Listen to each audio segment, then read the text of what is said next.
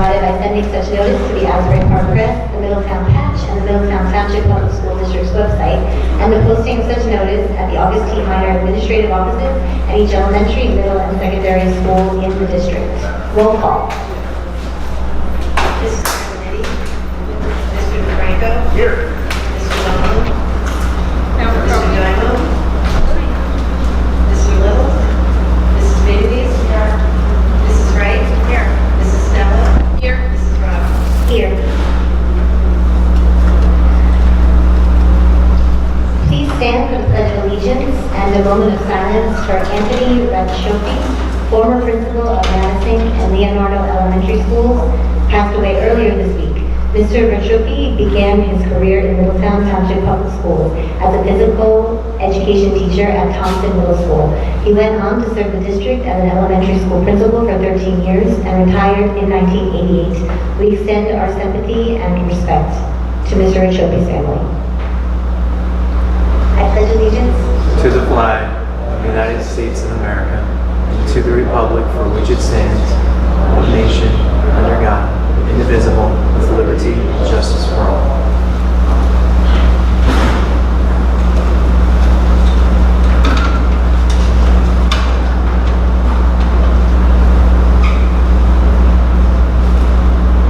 Thank you.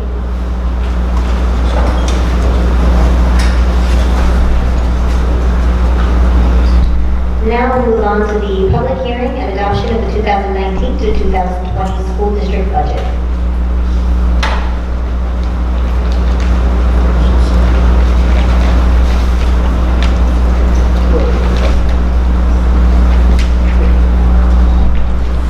Good evening, everyone. I'm Amy Gallagher. I'm the business administrator for the district.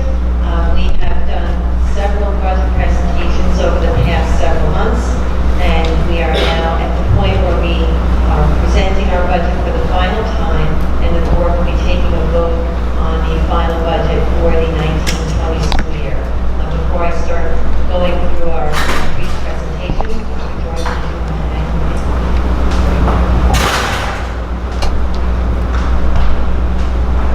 just to remind everyone, our approach to the budget is driven by the strategic plan that we currently have in place. Coincidentally, we'll also be talking about strategic planning a little later in the meeting. That we are entering the last year of our strategic plan that went from 2015 to 2020. So that has been the driving force behind our budgets, and we look to use our resources to support the goals and objectives that were included in the strategic plan and the mission statement that we developed.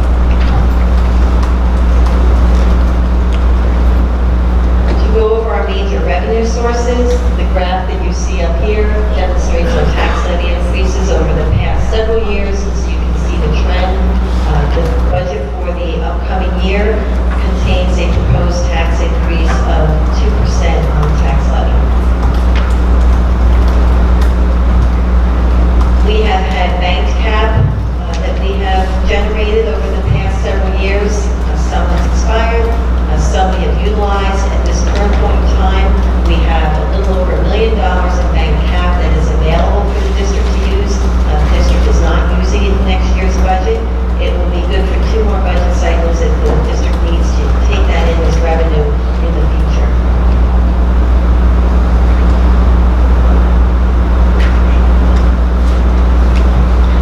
This slide just demonstrates our current tax levy, the actual tax levy versus the allowable tax levy. So we have the allowable would be what it would have been if we had incorporated all the past allowable tax levy increases and bank cap that we were able to use. And this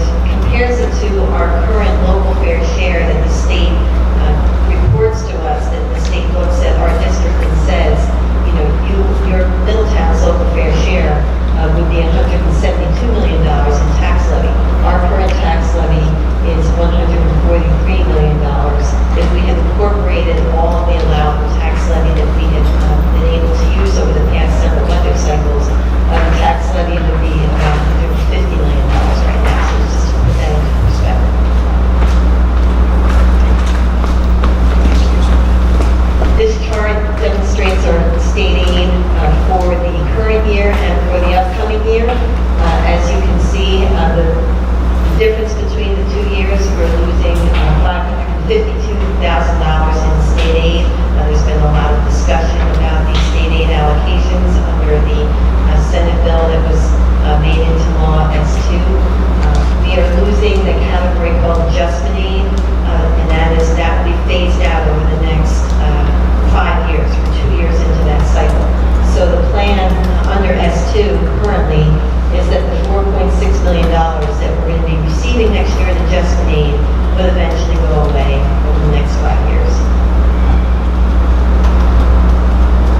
We also get some debt service state aid. So our total state aid that we're going to be getting from the state next year is a little over $18 million, which includes our general state aid and our debt service state aid that supports our bond payments.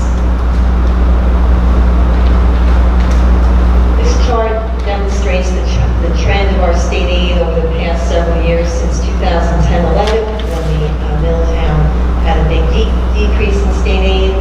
It then picked up slightly and remained fairly constant over the past several years, and now you can see it's trending downward again, and will continue to trend downward if the current plan stays in place.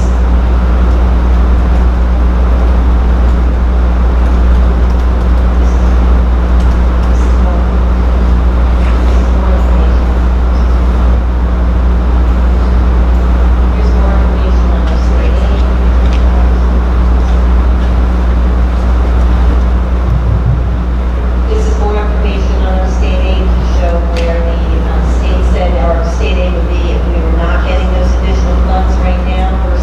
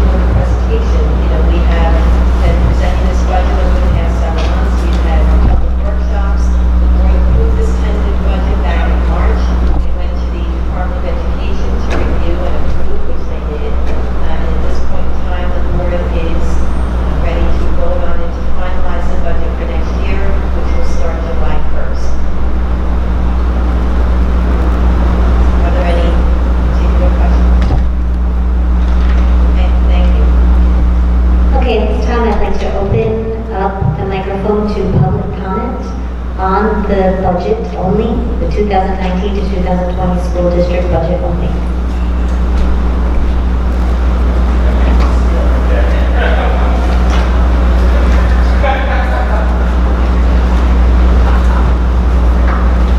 Okay, seeing nobody comes to the mic, I'd like a motion to adopt the final 2019 to 2020 school year budget and tax levy as presented.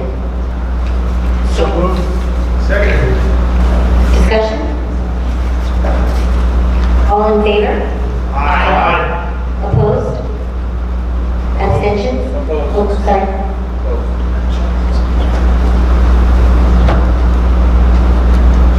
Abstentions?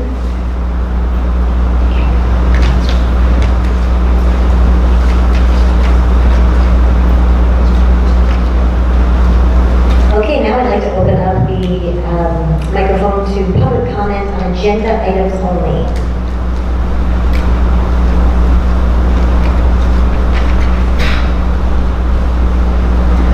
Okay, seeing nobody come to the mic, I would like to move on to number 10, a presentation for strategic planning services, starting with Princeton Public Affairs.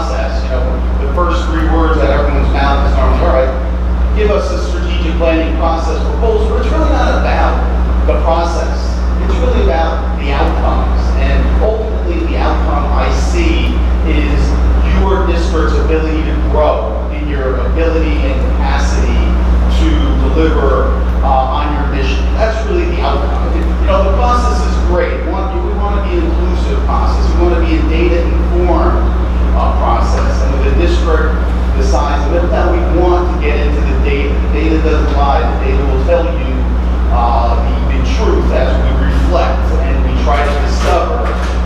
We want to get into that data. And with Middletown, there's a lot of data to be sorted through, sifted, and used to inform this process. So this is my favorite quote. And I think in my mind, this really gets into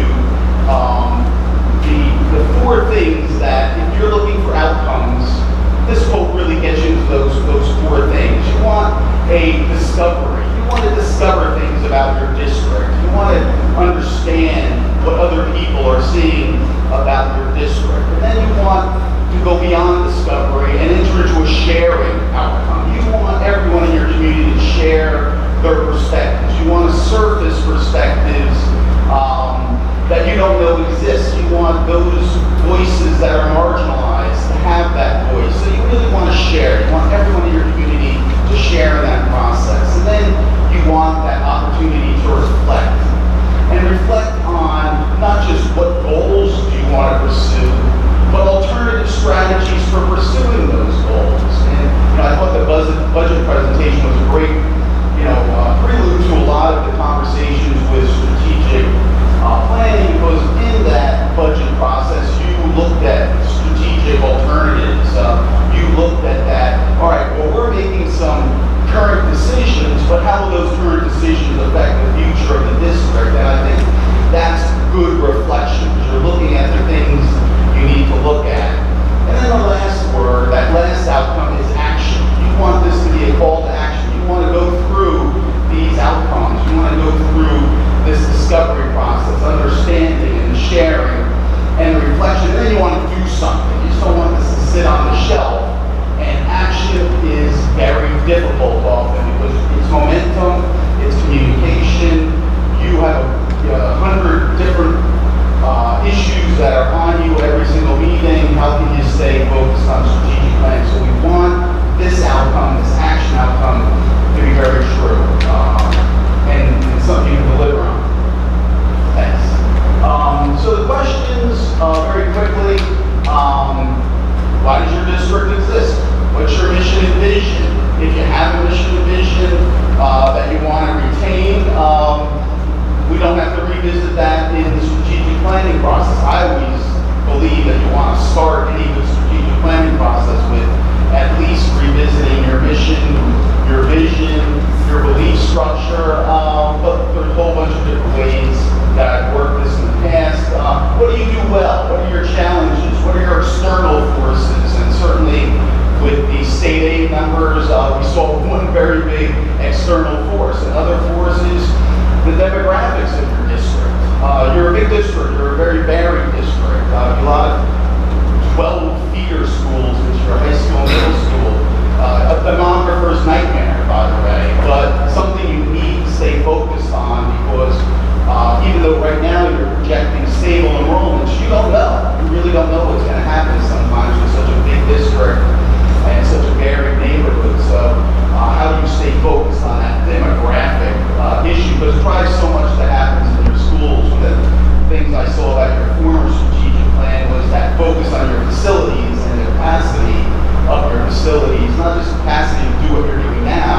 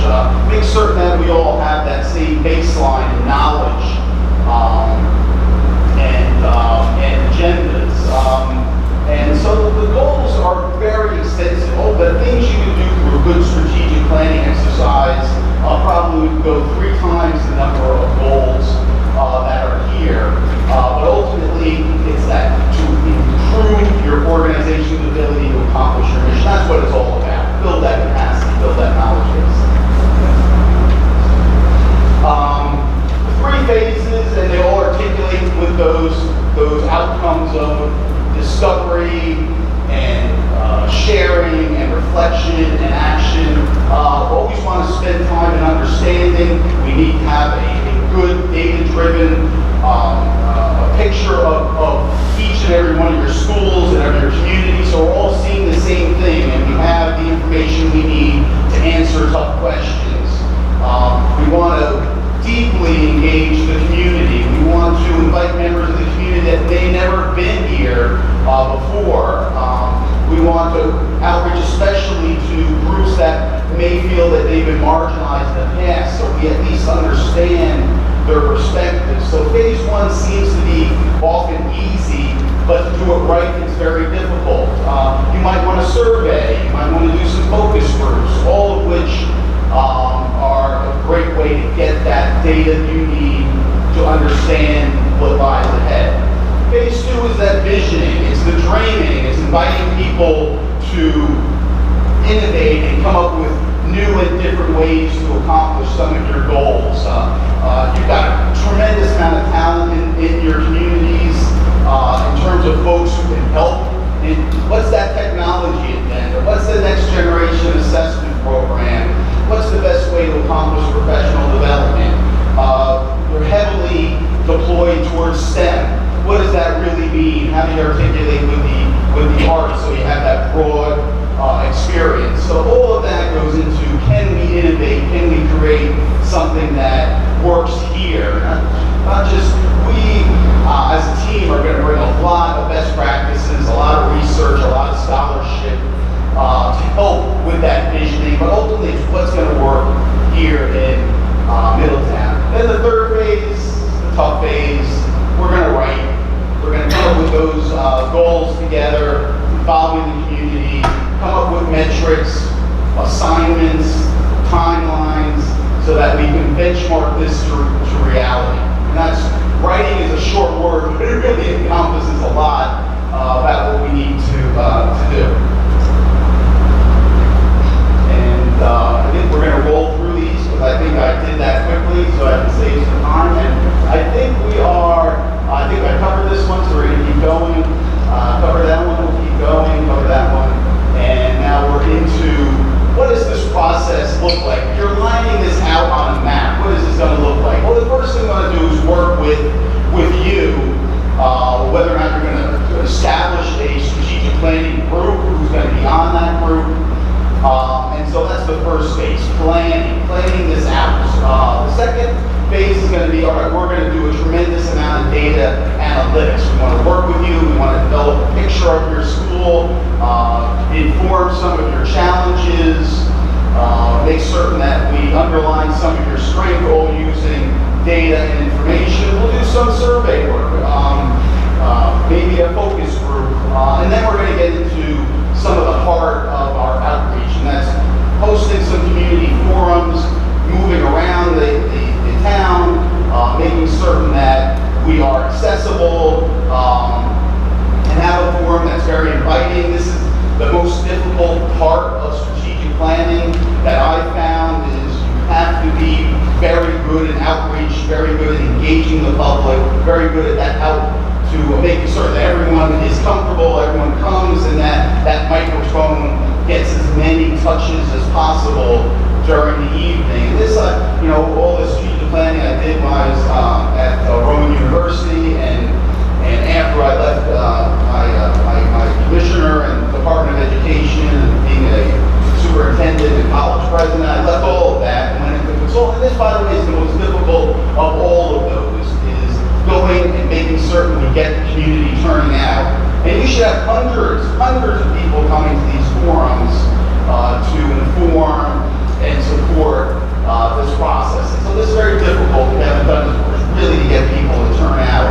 I remember discussing with one superintendent a while back, and he said, oh, we got 40 or 50 people coming out. I said, no, you can't. That's not going to work. You can't have that small. You need hundreds of people coming and supporting this process. So otherwise, you're really not going to understand what your community wants, what your community will support, what your community can drive. So these community forums are very important. We'll then go into planning workshops with some community members, with your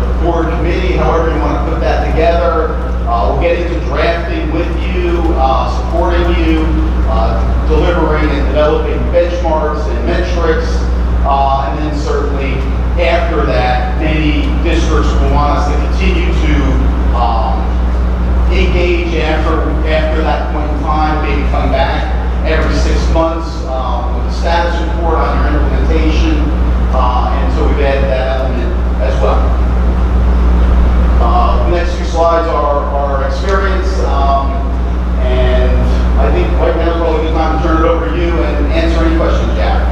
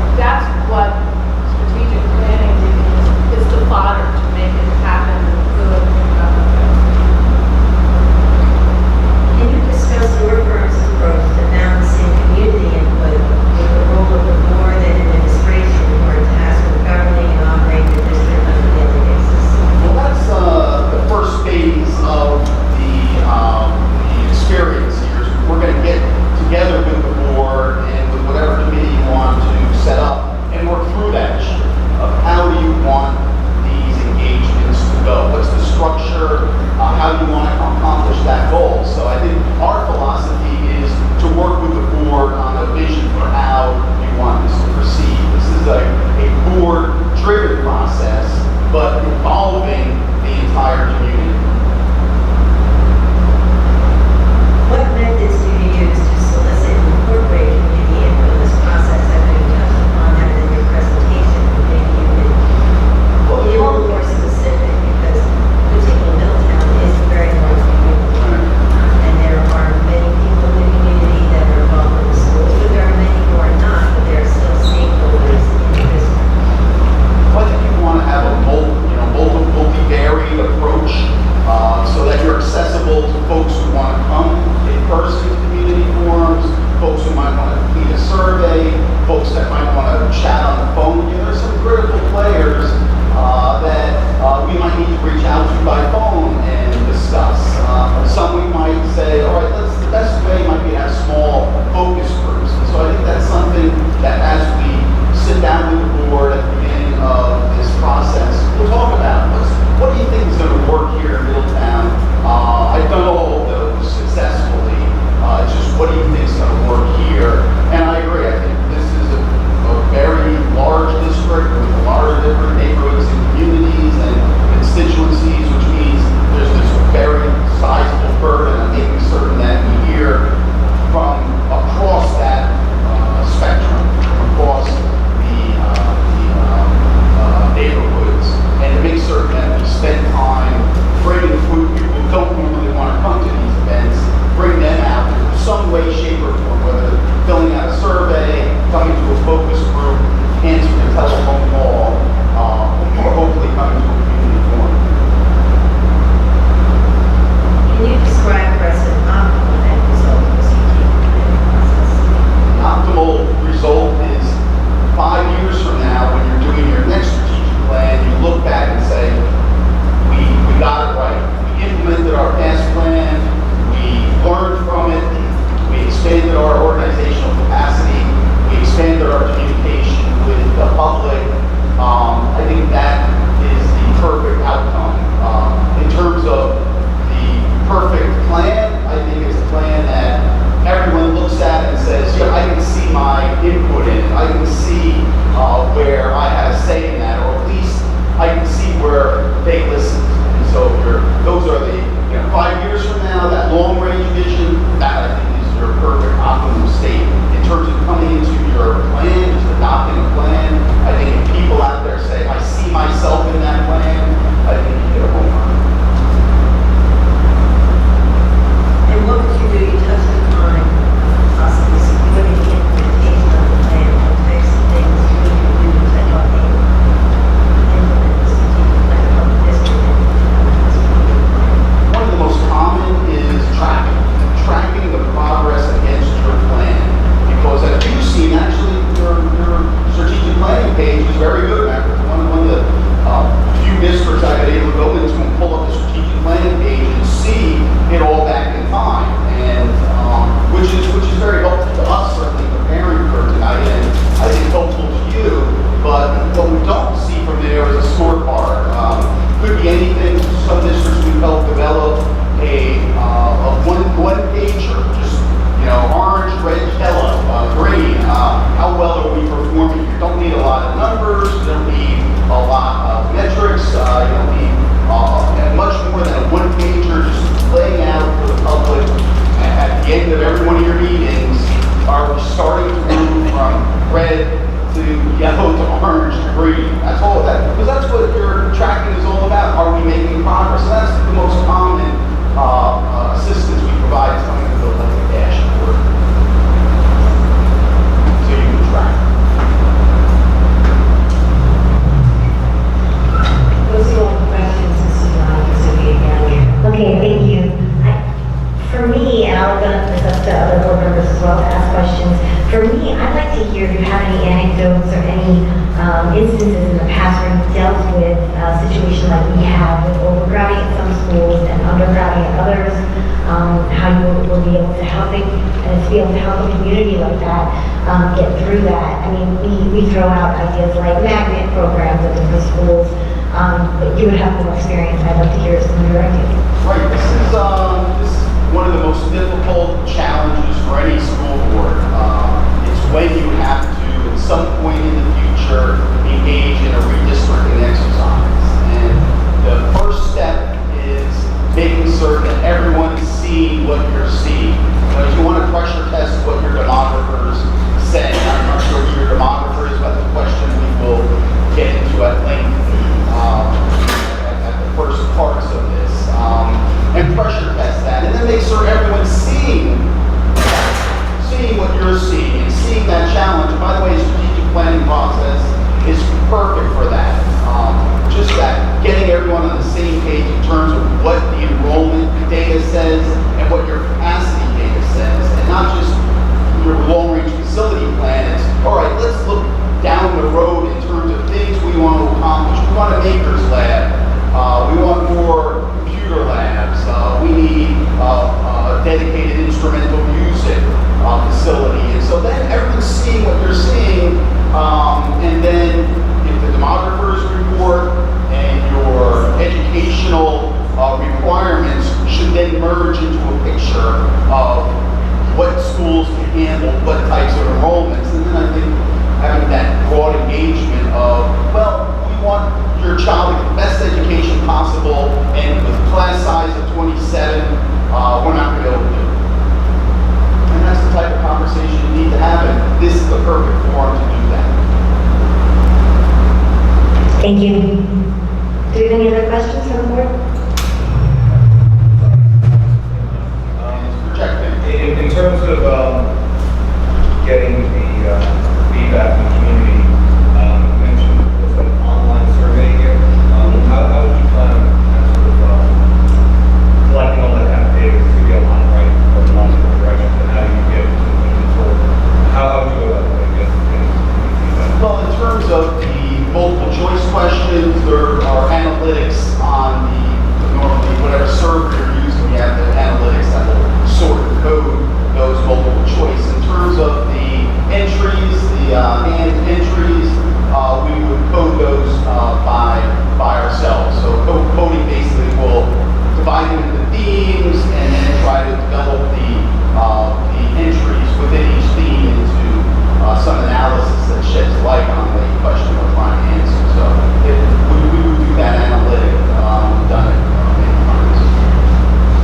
How do you get input from various sources when you do a survey? So that's not just, these certain people who have kids in K through 5. And of course, they're all going to have similar opinion. How do you get the others involved in that survey specifically? We'll go to some of your events.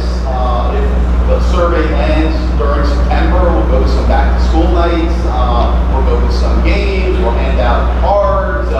We'll do whatever's necessary to make certain that parents are aware of two things. Number one, the availability and the simplicity of the survey, and then the importance of participating in this. And you have to find parents and your community where they are.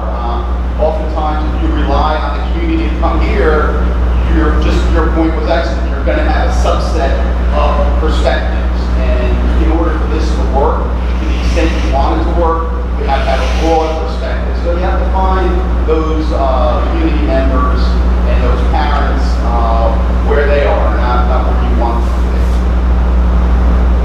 I have a question, a couple of questions. A lot of times, like the last time we did the strategic plan, the parents that got involved were interested in the area that their children are in now.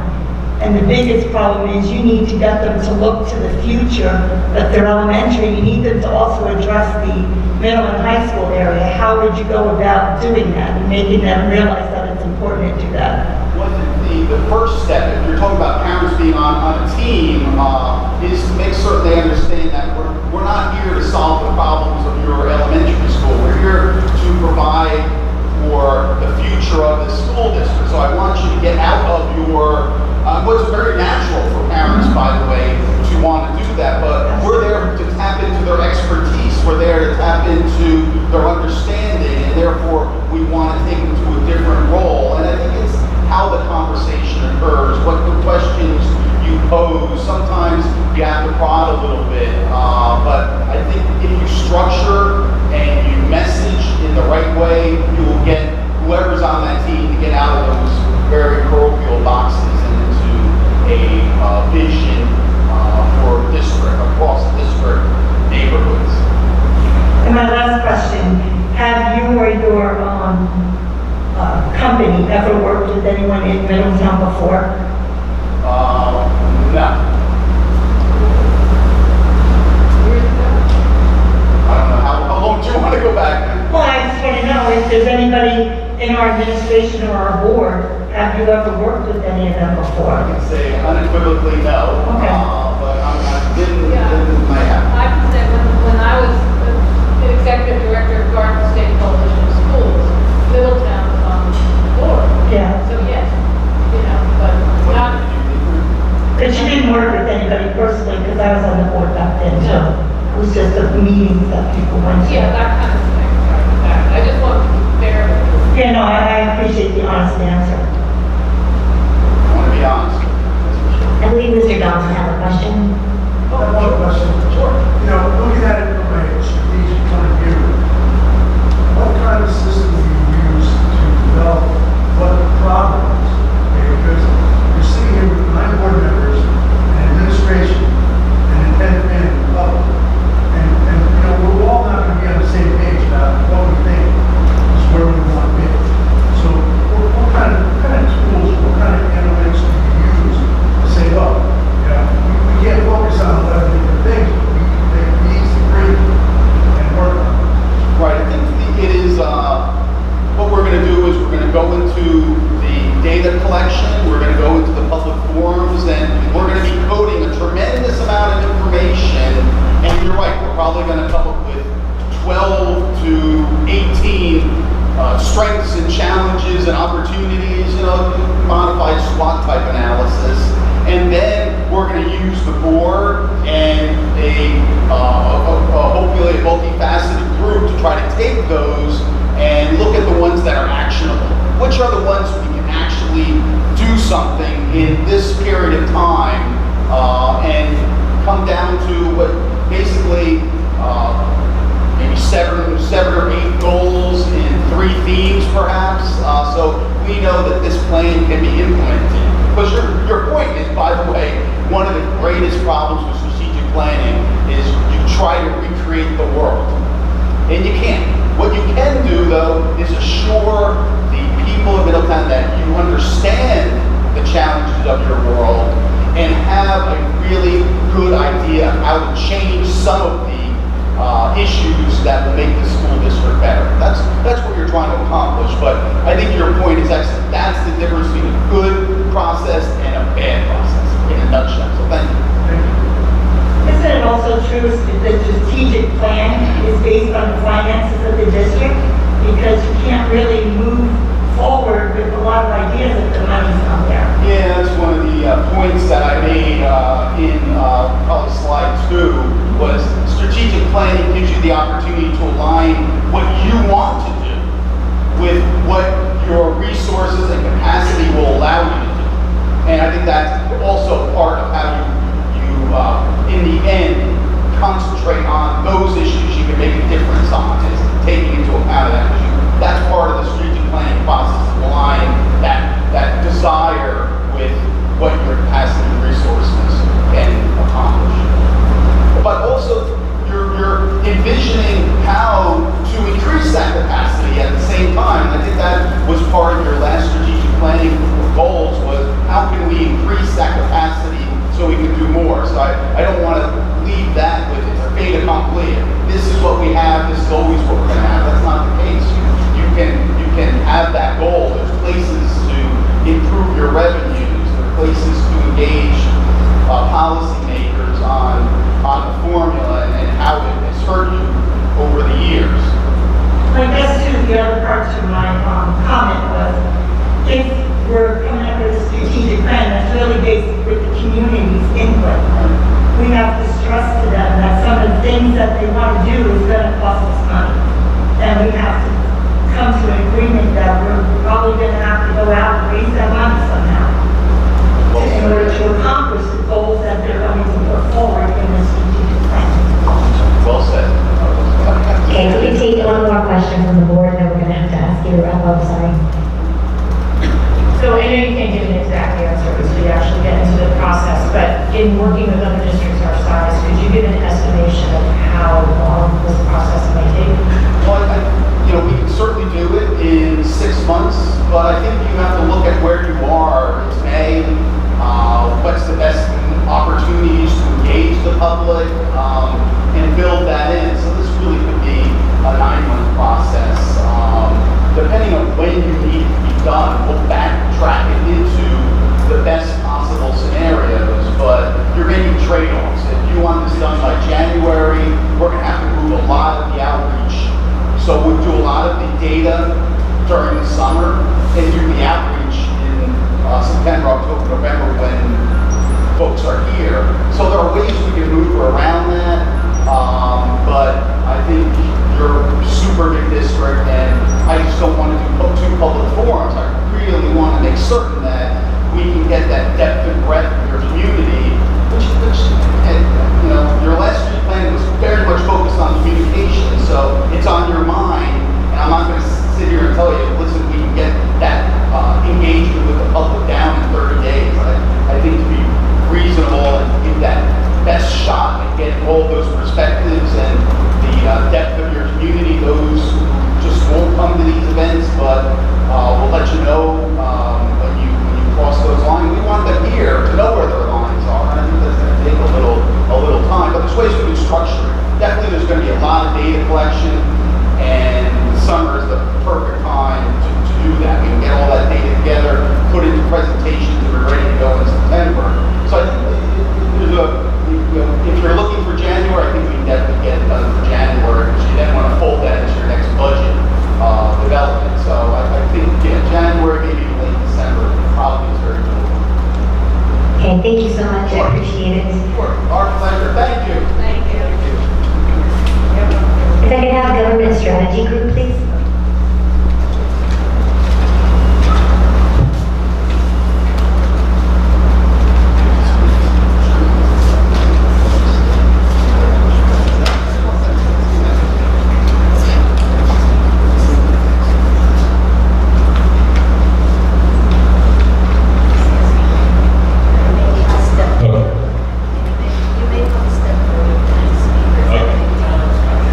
Good evening, everybody. Thank you. We'll be too lengthy. I've got a very brief presentation to make, and then I'm going to turn it over to Dr. Caldwell. But I just want to tell you a little bit about Government Strategy Group. My name is Ken Roberts. I'm the CEO of Government Strategy Group. We've been around since 2005. We specialize strictly in providing value-added consulting to clients in the public sector, primarily in New Jersey. We approach every engagement very customized, where you, the client, are the most important asset that we have, and do our best to fulfill every part of the mission and goal that we want to accomplish. For this particular service, will be led by my esteemed colleague, Dr. Dale Caldwell, who's the Senior Managing Director for Government Strategy Group. And we bring to you someone who's very uniquely qualified to lead your strategic planning process. Dr. Caldwell not only facilitates strategic planning, most recently he just completed one for the Montclair School District and Prince William County in Virginia. He's also pioneered the concept of strategic influence, which he's written several books about and lectures nationally on that. But more importantly, for your purposes, Dr. Caldwell currently serves as president of the board of the New Brunswick School District. In fact, he was the school board member of the year several years ago, and currently also serves as president of the board of the Educational Services Commission of New Jersey, which has built probably one of the most engaging operations, providing especially shared services to school districts, which I know Middletown takes advantage of. That didn't happen by accident, and that happened because of the result of a very strategic approach. So Dr. Caldwell brings to you not only his experience in facilitating strategic planning, he's also been a consumer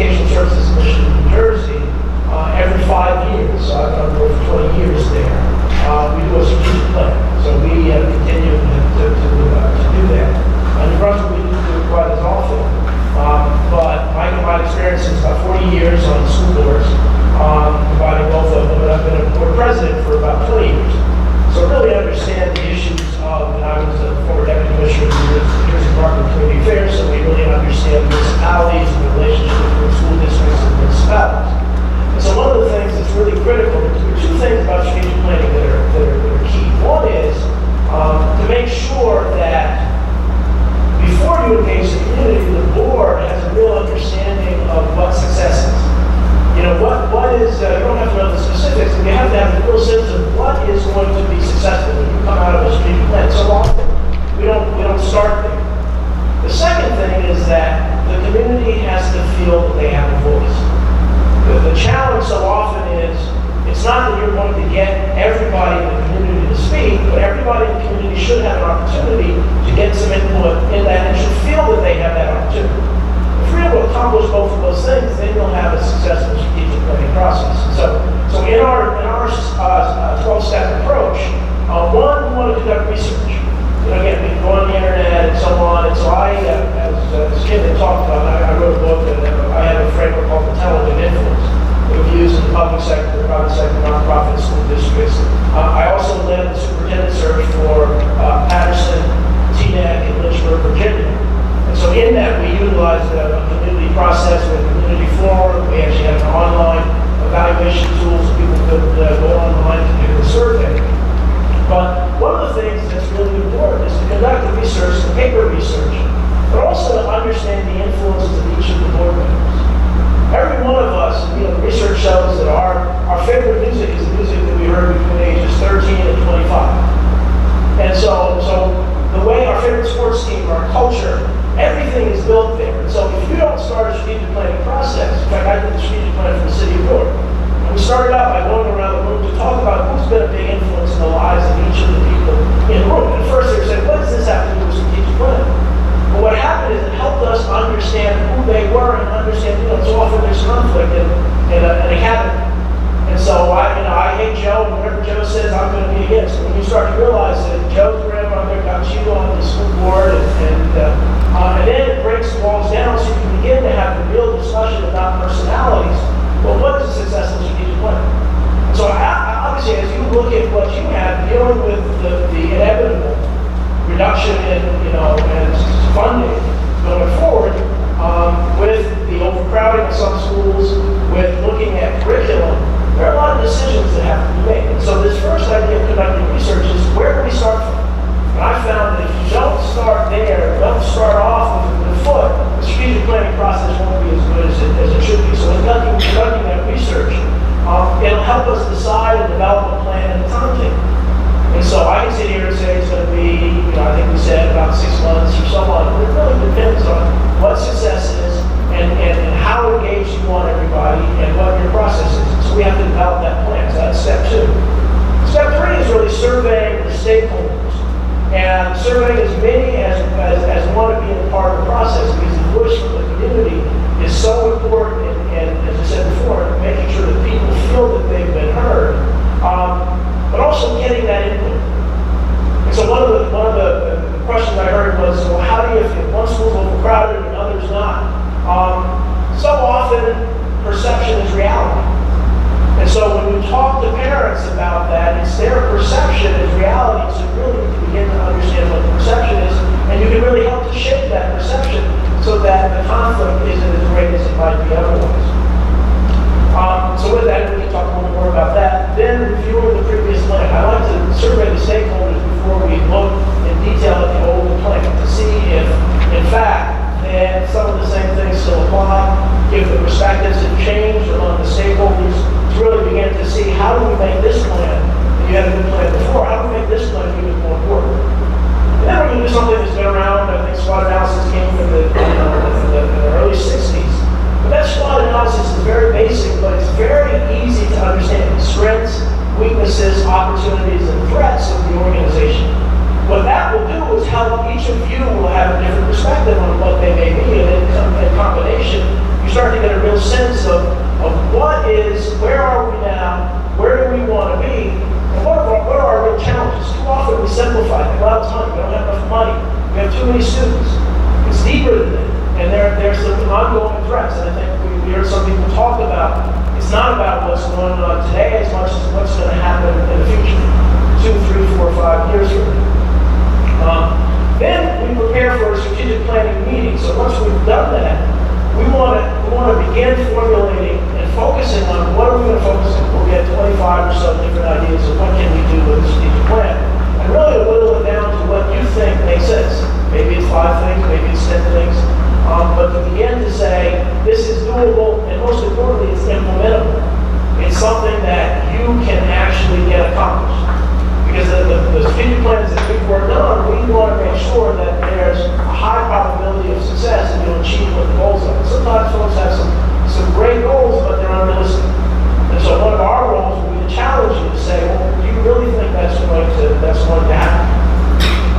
And then conducting the strategic planning meeting where we talk about the main issues that have come up. We want to agree on the goals. We want to develop some of the strategies, and we start writing. We work with you to begin to write that based on a thorough analysis of when we feel comfortable, when you feel comfortable, that people have been heard, and they feel like they've been heard, and we haven't as much input. We'll write the plan, and then we'll send it back out. What happens is we'll write the plan the first time and give people another cut at it to say, you got it, you got what we were talking about, and you missed the mark. And some people would have to say that you've missed the mark, but it's important to begin to understand why they have that perception. And then it'll help you firm up and strengthen the plan. And the key part, as I said before, is the implementation. To really build in that. How over 5 years are we going to do that? What are going to be our touch points? One of the things that I recommend is that there's a committee on the board. Every meeting reports on where are we with the strategic plan. So that you are really forced to have progress as you go through it. And then probably the most important is really monitoring the plan. Is really kind of saying and adjusting the plan if necessary. Situations change, politics changes in New Jersey, strangely, and all sorts of things happen. So the plan has to be malleable, it has to be able to move back and forth. And so with that, I'll stop. Just a little more about my background. I had an opportunity, I made an economics at Princeton, I got an MBA in finance and board, so I'm very comfortable with numbers, and I got a doctorate from Seton Hall in education administration. So I understand where you're coming from. I actually have my superintendent certification, though I've not been a superintendent. So with that, I'm happy to take some questions. So we'll go through the questions that the board gathered together before the meeting, and then they'll come to us and follow up on the meeting. So, what knowledge do you bring to the table?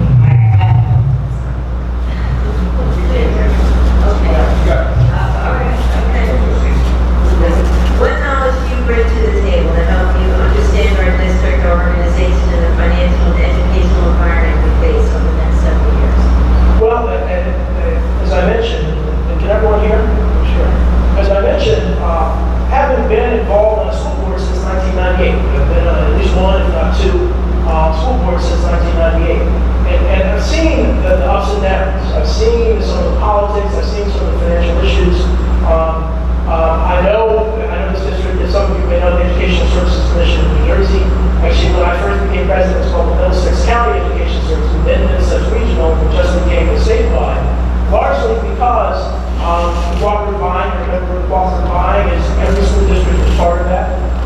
It educates the most difficult to educate students on the spectrum, students that are emotionally challenged, and students with multiple disabilities.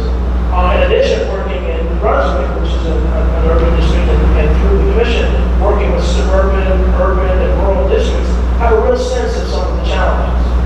And so, I just am very deeply hooked into this education world. And one of the other things, too, is I think it's important to bring new perspectives to the table. And so that you can come at, and some of the people are very experienced in working with one type of district in one way, and that's great, but they don't necessarily bring a new perspective to how to do things. How do you get groups you are working with to challenge the status quo? Well, and I think it's important, but one of the first things you have to do is make sure the board buys into understanding that this process will involve challenging the status quo. And one of the things that has disappointed me more than anything else in a strategic planning process, when the board agrees on it. I don't think that's helpful. I think it's important to have conflict, not emotional conflict, but intellectual conflict. You really begin to talk about, well, I don't think we should go here. I think given our budget, we should do this. And we need to have those discussions, but part of this influence model is we allow those discussions to be based on facts, not personality. And the same thing with the community. One of the things I facilitated years ago, a strategic planning session for the city of Irvington. We started and people came and they were just complaining, this the safety is horrible, the housing, and I said, wait, we're here to do a strategic planning discussion session, so what's your vision? And that changed the discussion. So one of the things you can do with communities is begin to say, this is about, yeah, there are problems. Every school district has problems. But what's your vision? You know, what do you see this district 1, 3, 5, even 10 years from now? And I found that when you begin to have those kinds of discussions, you can really turn some people around to really think about the positive opportunities. Because you have a wonderful district. I mean, there's no question about it. You have a wonderful district with a lot of potential. But so often, many people get so stuck in their world that they don't appreciate the good things. And I think part of this process is more than just strategic planning, but almost a communication process with the community. How do you educate yourself about the district to ask some tough questions of the board, the administration, and the community? Well, I'm also a certified executive coach. And so one of the things that you do in coaching is you ask something called powerful questions, and you have active listening. So one of the tricks that we use, there are actually 4 levels of listening. One is self-focused listening. You all know people who can't wait till you finish and to start saying something. The next is information-based listening. The next is empathetic listening. The next is contextual listening. So when you start to begin to listen to why people are saying things, that's an important way to really understand what people are really saying and what's behind it. And you can begin by asking these powerful, open-ended questions to really help people open up about what's really bothering them. Because sometimes people don't even know why they're upset. Sometimes it has nothing to do with the issue they're talking about. It's an issue oftentimes of not feeling part of the process. Can you discuss your firm's approach to balancing community input with the role of the board and the administration who are tasked with governing and operating the district on a daily basis? That's a great question. Obviously, the board has the fiduciary responsibility to manage and lead the district. That's important that people fully understand that. And so, as I said earlier, one of the things we try to do is make sure using this influence process that we get the real perspective of the board. We have a private session really talking, and I think it's important early on, probably the first thing I do, and I'm going to be involved in this process. I'm talking here because I'm not going to have someone else. I'm going to do that, and I'm going to sit with each board member and really kind of talk about that. And I'll tell you now, I'm going to go back. I want to understand who you are, where you are, where you're from, what are you doing. What's really here. So I understand who the board is. So often we define ourselves by what we do, but it's really important who we are. So that's the board side of things. When it comes to the community side, it's actually very similar in that understanding how people view the board. And so one of the values of this is oftentimes the board, because it's so hard, you have so many big issues you have to deal with, and sometimes you miss some of the small issues. And this process can open up some small issues, and I never really understood why people were saying that this happened. So that communication process can really help. Again, it's not all sweetness and love. There are people who have some real anger and some real issues. But we want to hear those. We want to hear those. And there's a way to make people feel heard without acceding to their demand. What methods do you use to solicit and incorporate the community into the process? You touched upon that, maybe expand on that. Well, I think one, it's important to have a couple of different forms where you can invite people to set a time that's available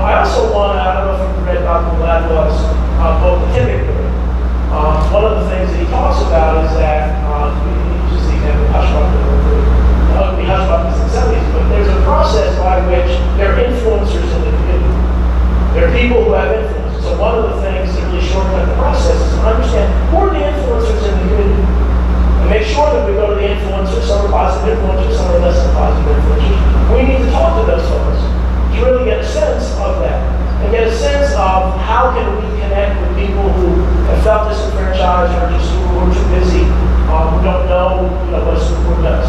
So there's a process.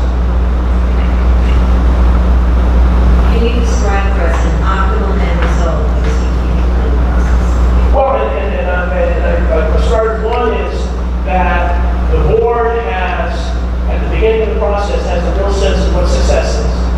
And two, the community feels that they have input in the process. And so if we're able to have a strategic plan that may not accomplish all of the goals, but gets very close to what success is, and the community feels that, you may not agree with all of it, but they feel that they've been given a chance to speak, that's success. How would you support the implementation of the strategic plan in this environment? Well, and again, I think a government strategy, this is a relationship. This isn't about one project with a strategic plan, shake hands, and go our separate way. My hope is that there'll be, we'll check in to see, as I said, if you have that committee, which I hope you have, and you're monitoring it on, on a school board basis, I want to check in to see where are you, what's going on, what changes have there been, and really, even a year from the start, would come and talk to the board members, because we'll develop a relationship. And, at the end of the day, it's about the students. Let's not forget that. And it's about the students. And one of the things I feel strongly, it's not just about the students graduating and going to college or wherever they're going. It's about making productive citizens. And so if you set your goal here is how can we make the most productive citizens out of this district? Yeah, they'll do well. Yeah, they'll do well on the state test. But our ultimate goal is really to make students, prepare students for the real world. And that's my personal feel. I get a sense that you feel the same way. But once you have a sense of that, then it makes it a lot easier to kind of make decisions. Because the other thing is, too many school boards are so focused on the present that they forget why we're here in the first place.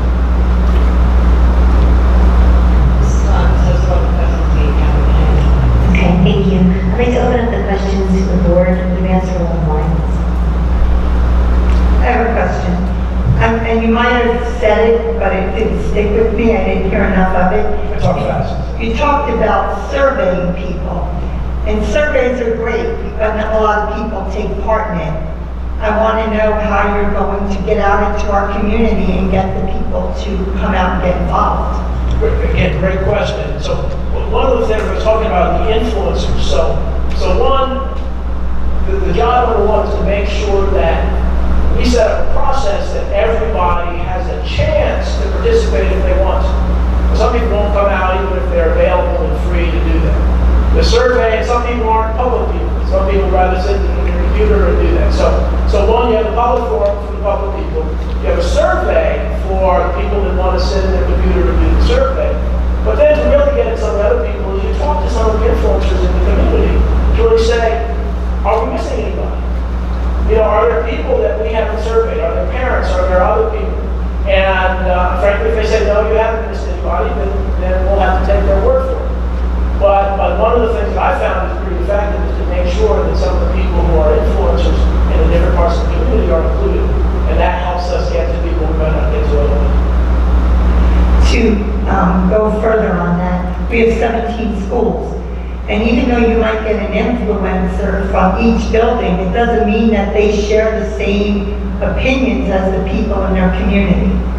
So how do you go through with finding out that you're really hearing what everybody else has to say? Because I can have an opinion and I can be an influencer in my elementary school. That doesn't mean that the school's going to agree with me. How do you really get everybody's true opinions out there? Well, I apologize, I wasn't clear. That's okay. No, because I wasn't talking about influencers in the school, I'm talking about influencers in the community. Yeah. So people not, because the school people typically will participate. It's the people who are complaining, who are out there in the community. So that's really what I'm saying with those influencers, because that's the only way to get to the community. We don't have time to survey everybody, but we want to use that strategy, but it's really people outside of the district. Would you have any plans to visit all 17 schools to make sure that everybody had an opportunity to come to where they could have a gathering place and share their concerns? I would definitely communicate with all 17 schools. I don't know that my physical presence there is necessary, but certainly we would, I love visiting schools, so I have a 14-year-old daughter in 9th grade, so I love seeing other schools. But yeah, we definitely communicate with all of those schools. And my consistent question is, have you ever worked with anybody in the school district before? No, not directly, with my organizations.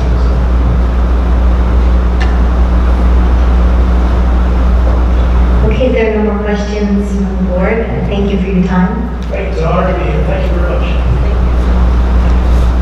Thank you.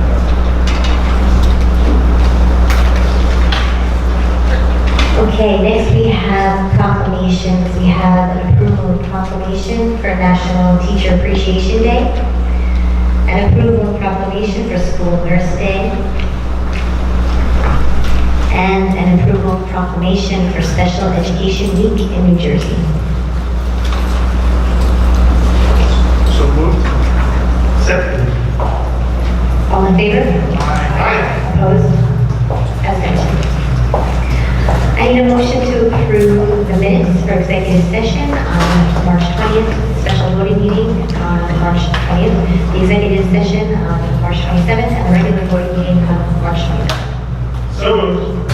Seconded. Discussion? All in favor? Opposed? Abstentions? I don't have anything to report in the report of the president, so moving on to the report of the business administrator or secretary. I need a motion to approve the bill list for the period of March 28th through May 1st, 2019, as per attachment BA3. So moved. Discussion? All in favor? Opposed? Abstentions?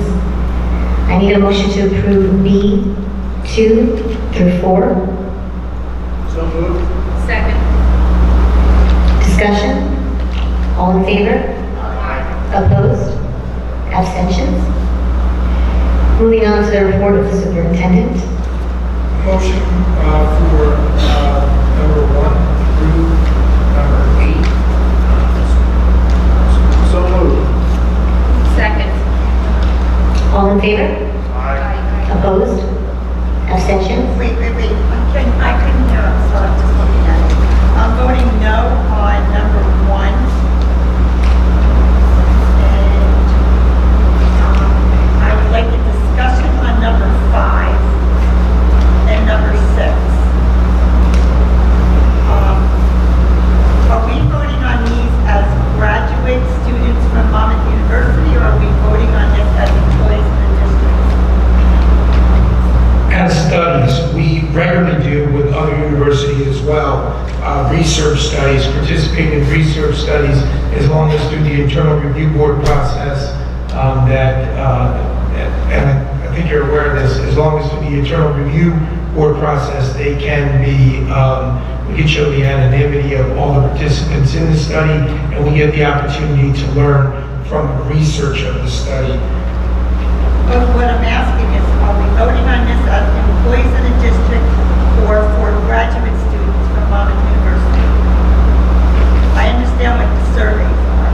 It's a research study. You're voting on it as a research study, as we do with many different universities. And will these studies be used in our district, or it's just for their grad courses? As we do with other studies that we approve, the information, we have the opportunity to learn from that, from our district. Oftentimes the transformational learning projects and the research are directed, and that's why we give a lot of information, are consistent with our district and building level goals. These are also, in both of these cases, employees of the district, and as you've already pointed out, that are leaders, teacher leaders, and administrative leaders that lead professional development, and their research will be helpful, certainly as part of our professional development and our for the district, but it's a research study.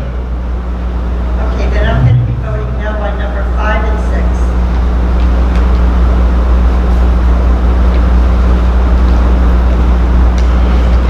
6. Okay, moving on to the superintendent's, number 1. Moving on to the superintendent's update. Nothing further. Okay. I need a motion to approve B1 So moved. through, B1 through 7. So moved. Second. Discussion? Yes, number 7, was that originally in the budget for the extended school year program for primary students?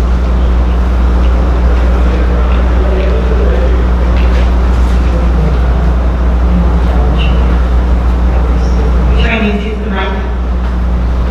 I'm asking if number 7 was originally in the budget for the summer school program for primary students. Yes, we budgeted for the extended school year program. This item is to identify the locations.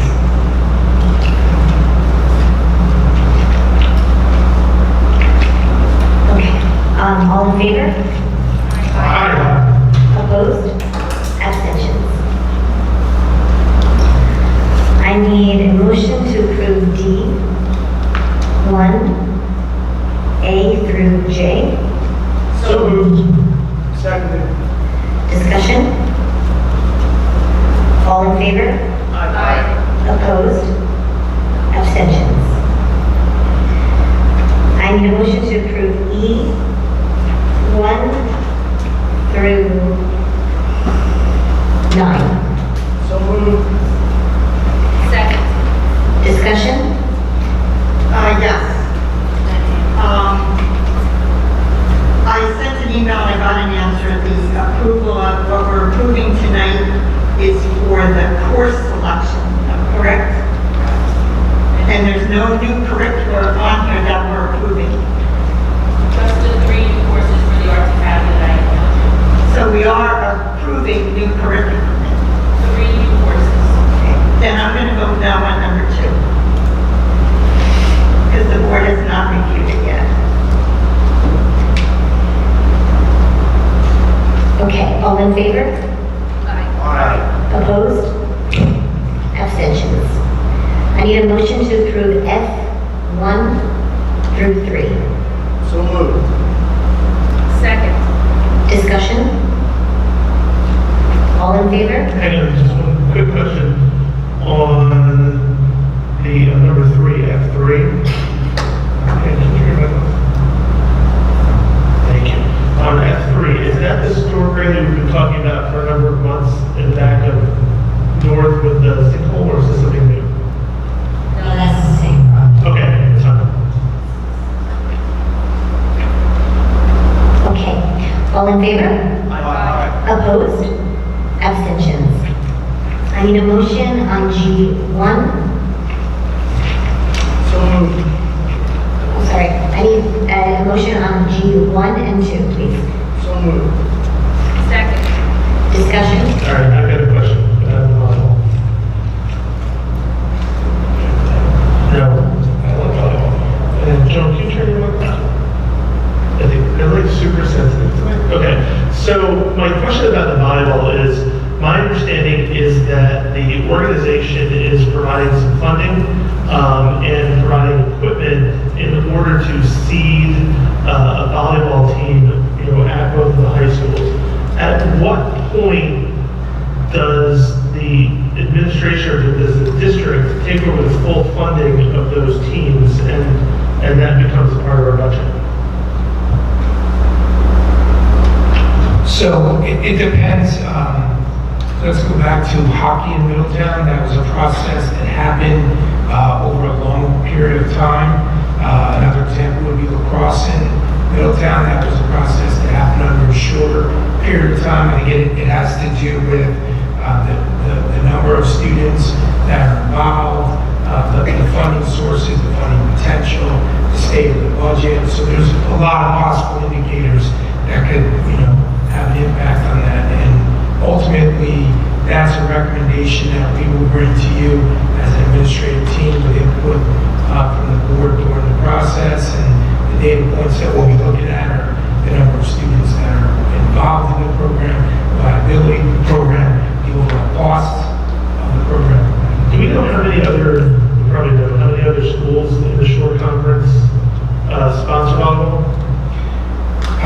we are aware that there's a significant number of schools. I don't have the exact number with me right now.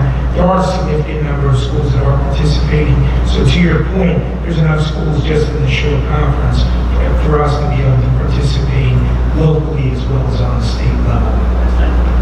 My understanding of the way athletics work in the short conference, or maybe it's changed, it used to be that if your district didn't offer a sport, you could play that sport in a different district if there was an arrangement between the districts. So is there an opportunity, let's say if Odell doesn't have volleyball, that Odell player could come and play in Middletown? And so who would fund that? Yes, that's usually something that originally gets worked out through the athletic directors if their program based on a lower number of students participating or funding source issues where they can participate to duly fund that program. That is a possibility. That would be something we review after we see exactly how many people we have involved and exactly what the costs are. Okay, all in favor? Aye. Opposed? Abstentions? Mrs. Rogers, before we move on to personnel, can we just pick up that was an item on the addendum for the superintendent? 12A? Yes, and I'm with you, Amy. Okay. I just want to make sure that we vote on that. Yes, thank you so much. I need a motion to approve 12A1. So moved. Seconded. Discussion. All in favor? Opposed? Abstentions? On the addendum number 13, so we're on to personnel, Right, and the regular agenda. Personnel. as well as the regular So agenda. it was personnel and the regular agenda and appropriate was on the agenda. Okay. So moved. I'm sorry, so we have personnel report would be 1 through 13. Yes. As well as number 13 on the purple sheet, I, 1 through 10. So moved. Second. Discussion. Yes, I just want to make a comment on number 2 on the regular addendum. It really takes back as far as March again.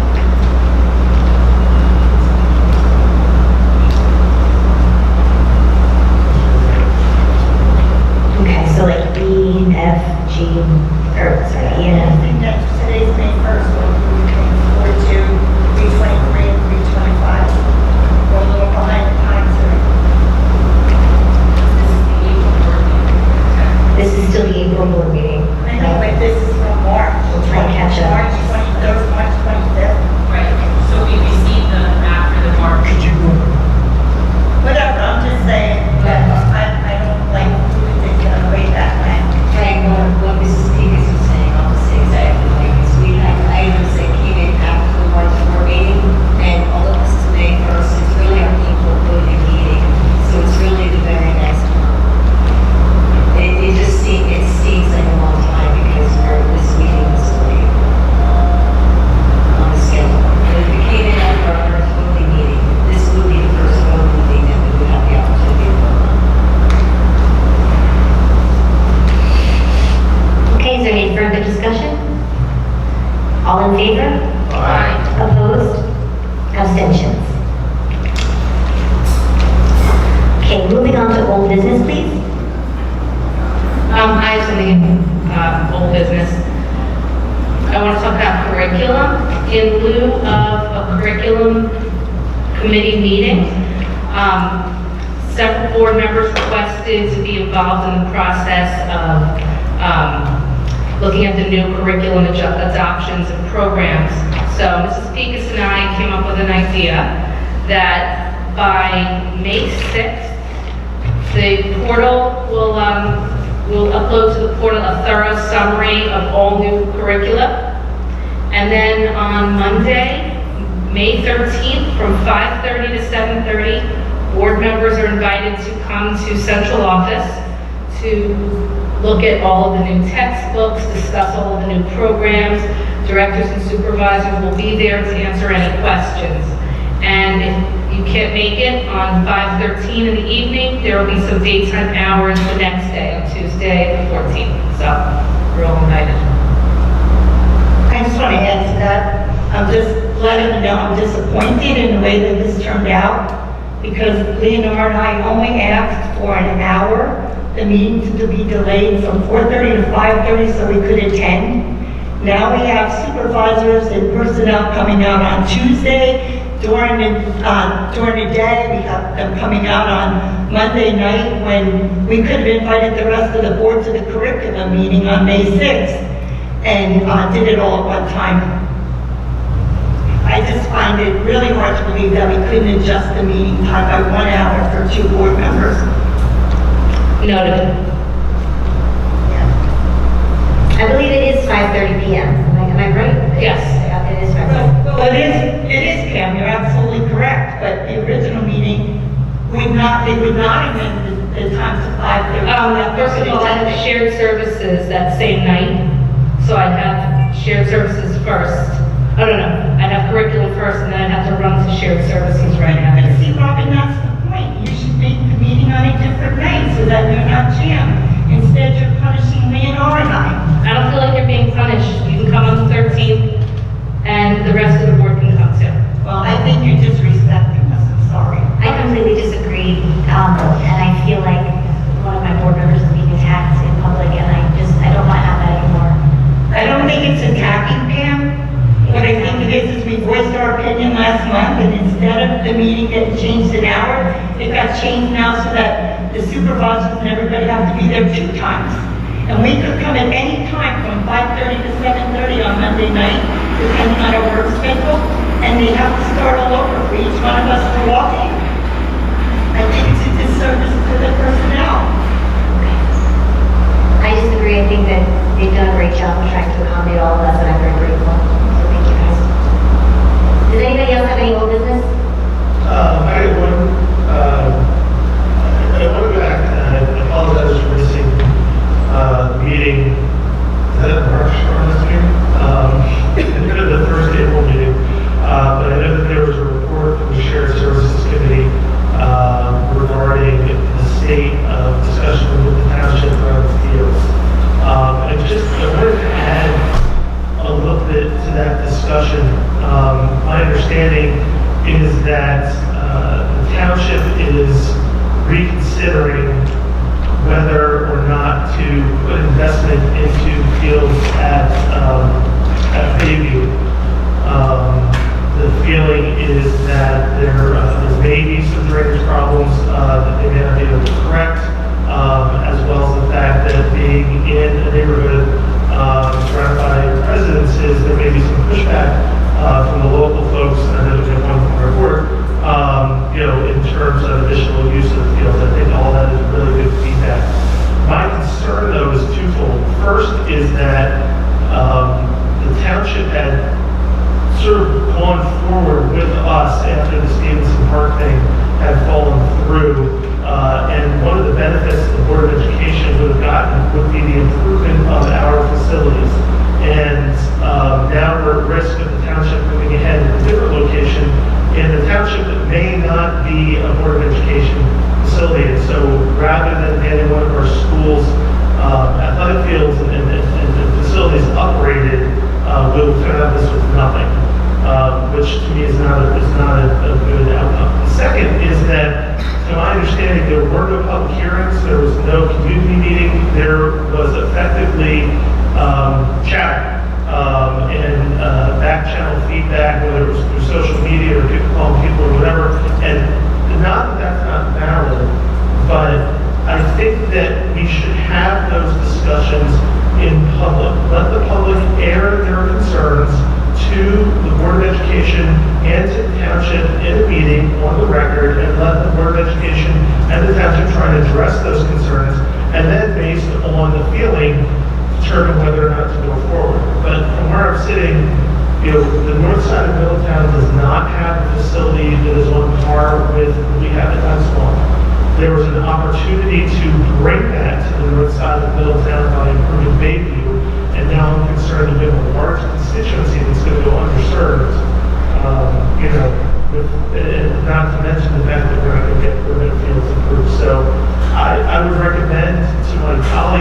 Shared Services Committee that at our next meeting with the township, we go back at this and press them at least for a public hearing, so that way the residents' concerns can be heard and vocalized in public with all of us there, with potentially members of the press there to cover it. And then we can make a decision on where to go from there. But it bothers me that we're back and want to benefit our board and our community without proper hearing. So that's it. Anyway, that was it. It's a good point. I can't see why we can't add that to the agenda.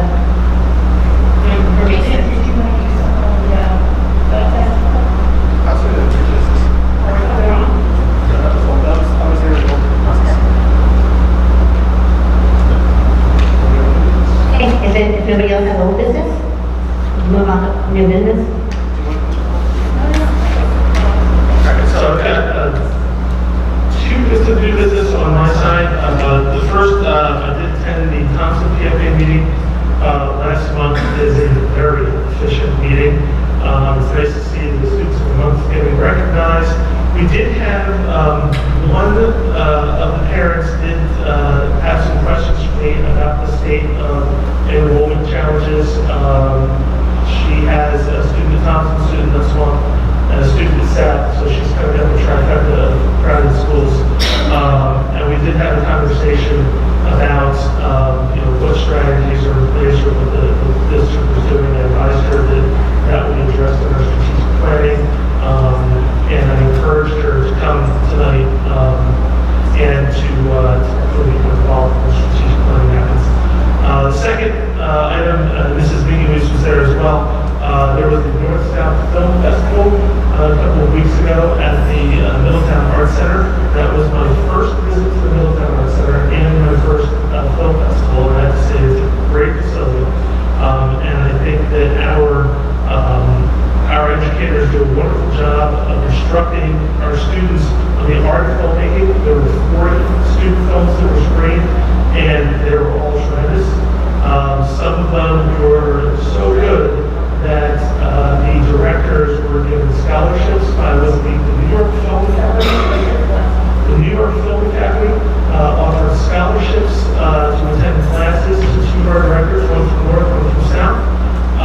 And those films we screened, I think they were screened, no, they will be screened at the New Jersey Film Festival at Mountain University. So it was a great evening, and I would encourage all of us, if you have the opportunity to catch another of the film festivals, to certainly do so. To follow up with Nick, also in New Jersey School Board's notes, Sonic Highway, the students and staff that were involved in that got recognized with the board also. There's a lot of great films out there, and you see on Twitter all the time. Our students from North and South are always getting recommended to first and second place. So it's really good to follow that. And I'd like to really encourage everybody like Nick to attend the film festival so that you can see the students work. Also the art show, I was able to see that today. Sure before you guys leave tonight, you might want to walk through there. But there is a ceremony tomorrow night at 6:30. It gets better and better every year. There's a lot of great artwork in there. I also attended the Nut Swamp PTA meeting, and one of the topics that Mr. Leone spoke about was the services to go out to get paraprofessionals and substitute teachers. And he did a good job explaining it. I jumped in and encouraged people if they have the qualifications to apply for the jobs, because we definitely are hiring. We really don't want to use the service, but we have no choice because we have no one applying. I even indicated that it could happen in our own school, and as he told me that doesn't really happen at that swamp, because what he does is he uses his paras on their days off. So I hope that's going to be consistent all the way around the district, and we can get to use some of our own people. But, and then they talked about all the great programs they're doing. They're recognizing their staff and retirees Teacher of the Year on the 17th. So a lot of good things going on over there. And one last thing, I went to weeks ago, and it was tremendous. It was so crowded you could barely move. That's how many, demonstrations there were, and tons of parents and kids. And I think it was 3rd, 4th, and 5th grade were involved. It was fantastic. I love science fair, so. Ms. Gallagher, wherever you are tonight. I have a question for you on policy. Well, I believe it was last month we passed a policy on attendance. I believe, right? Was that a state mandated policy? I would have to back the changes that were indicated in that policy. I believe it's a mandated policy, and I don't remember exactly what the changes were off the top of my head. Sorry about that, I couldn't hear you. I don't remember what the changes were off the top of my head. Right. There were language changes, or I don't think there was anything substantial as far as the provisions of the policy. I think it was mostly references and so forth. I believe it had to do with if you were out X amount of days that you may not be able to look forward into the next grade. I just wanted to know if that was mandated or something that we can discuss again. Would anyone else have more insight on that? I don't have that in front of me, Mr. Conlon. I'm sorry, I wasn't expecting that question. All right. Yeah. So it is set, our policy is set consistently with, the state mandate as it relates to attendance. And if you remember earlier in the year, we actually did a presentation on that, explaining that.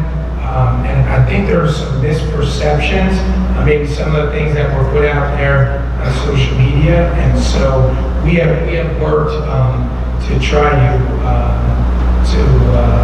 shed light on those misperceptions on where we are. So if anyone has contacted you directly, I've answered some emails on that, and actually we put follow-up information on our website. It clearly explains our position on our policy. But to your point, our policy is aligned with the state mandate. Right, it's aligned with the state, but is there flexibility? I mean, is it just hard-coded and that's the end of it, or is there some room for specific situations? Can it be looked at on an individual basis or something like? Absolutely, and it is. It is. No, to your point, it is looked at on an individual. There's an appeals process, so it is absolutely looked at on an individual basis. Oftentimes, it's more the fear or the perception of what might happen than actually what happens, because the district goes to great lengths to work with families and students in issues where it's health-related, chronic illness, things like that. It really, all of our buildings, all 17 schools go to extraordinary efforts to make sure that we put the supports in place, whether that may be home instruction, or making up work when a student returns to school after being ill. And as long as those absences are documented by the families as an illness, then we make every effort to do that. I'm going to get to that. When did we start telling the students that they might not walk in graduation or, alert them that they have to go to summer school? So those meetings happen throughout the course of the year. There are different points that happen throughout the course of the year where we get to, I think the first one's 4 absences, isn't it, Mr. Rennell?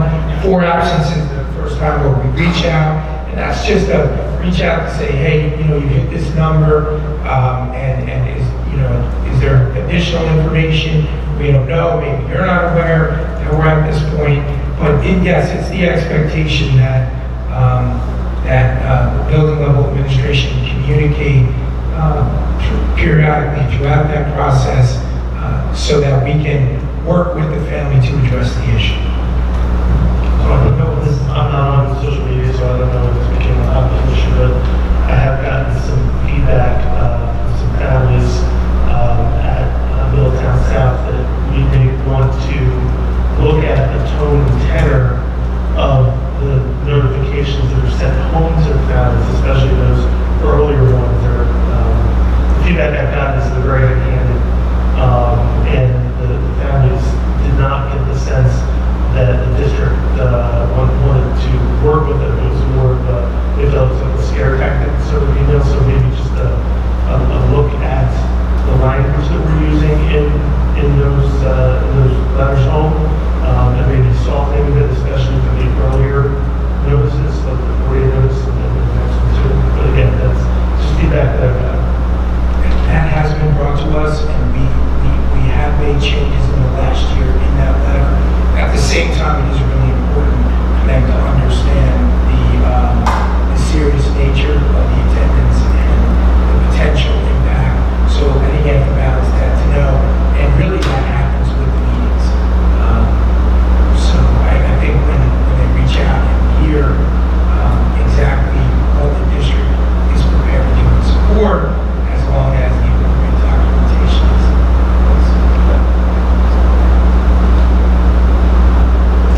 Ms. Drake? Yeah, I just wanted to add a couple things.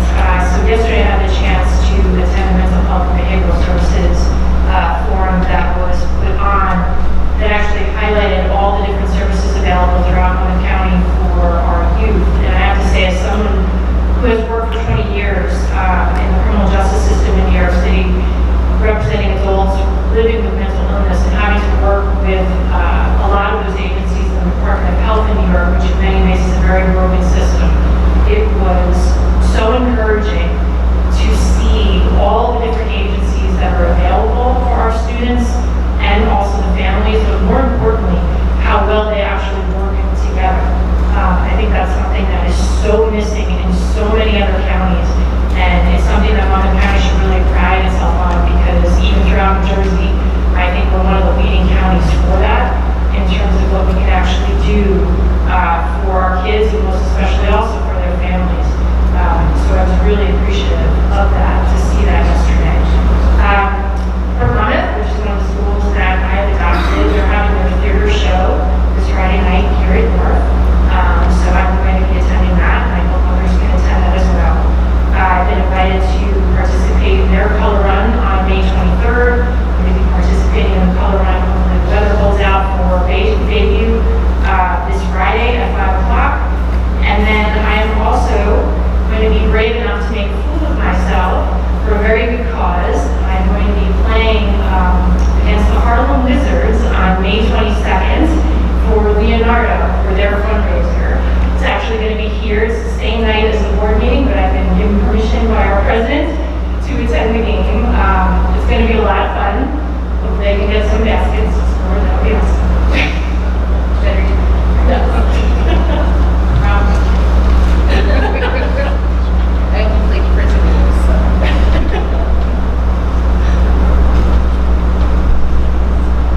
Anybody else? New business? This is Ron Sarkis. A couple of things I wanted to update the board on. We had a meeting yesterday with representatives from the township. I was present, Mr. White and Mr. Manella. The township has the opportunity to apply for a U.S. Department of Justice grant from the Office of Community-Oriented Policing Services. The acronym is COPS grant. And it's targeted for civil security. So they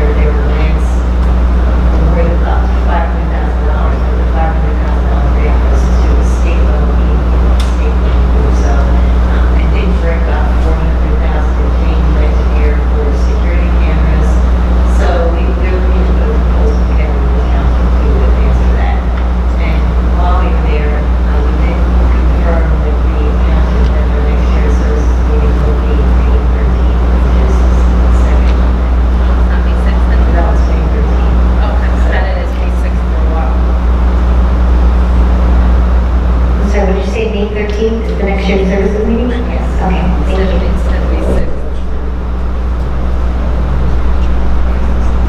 But that's the same night as the special meeting. Right, well, the shared services meeting normally starts at 6:30. Right. So I don't know. Okay. Could you repeat what's May 13th? We can't hear you down here. The next shared services meeting with the township. When Okay, you went to the township, did they say where we were to the state school routes grant? No, the meeting was focused on the COPS grant. When they put that application in, they were not anticipating hearing about that till I think September. Okay. So it's going to be a lot.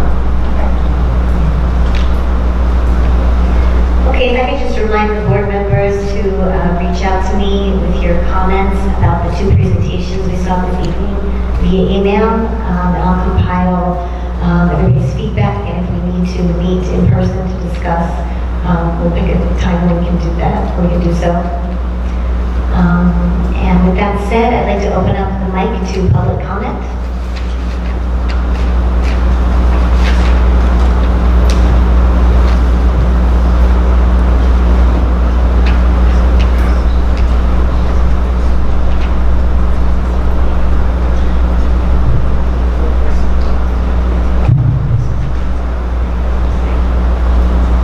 Hi, can you hear me? Good. Okay. Great jumping out the kids at Westmont Thompson. I just wanted to say thanks for letting us be here for the interviews of the strategic planning facilitators. That was really interesting, and honestly, I was really impressed with both of them. So I don't think there's any concern, at least on my part, that there's a bad choice. I think that's great. As you're evaluating them, I know Pam just asked you to give feedback. You may already have this, but it wasn't in the presentation, so I wanted to bring it up. But I think it would be great to look at the current client lists for each of these organizations, each of those companies, and not only look at who they've done strategic planning project for, but also when they did it, recently. And if you can, reach out then to the districts, either the board of ed presidents or superintendents, and say, okay, they did a plan for you 5 years ago. Both of them said, 5 years out is when you see if it was successful, see what they think about the work that was provided to them at that point. And I also think at the same time, it would be helpful for you guys to look at actual hard copies or products of what they've presented to other districts at the end of their strategic planning process. So I think they both said really good things throughout their presentations to you, but seeing kind of the output that they gave to the district at the end of the process, and also the scorecards that they will refer to, that they do on an ongoing basis, year 1, year 2, year 3, et cetera, would be really helpful. So I think they both said really good things, but I think if you look at maybe what they've produced, it might be helpful in kind of determining what it will look like in real life when they work for us. Oh, that was just commentary. My next thing is actually a question. I just wanted to be able to look back to the parents at Nutsmall. Has there been any decision date set for the before and after care contractor selection?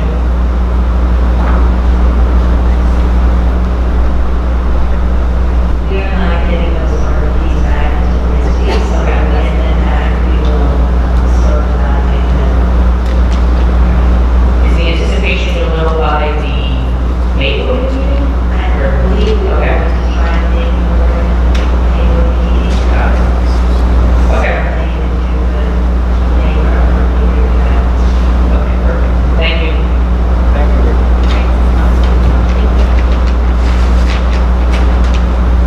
Thank you. Do we have any other public comment? Okay, seeing nobody comes to the mic, I need a motion to adjourn the meeting. Motion to adjourn? So moved. Second. All in favor? Opposed? Abstentions?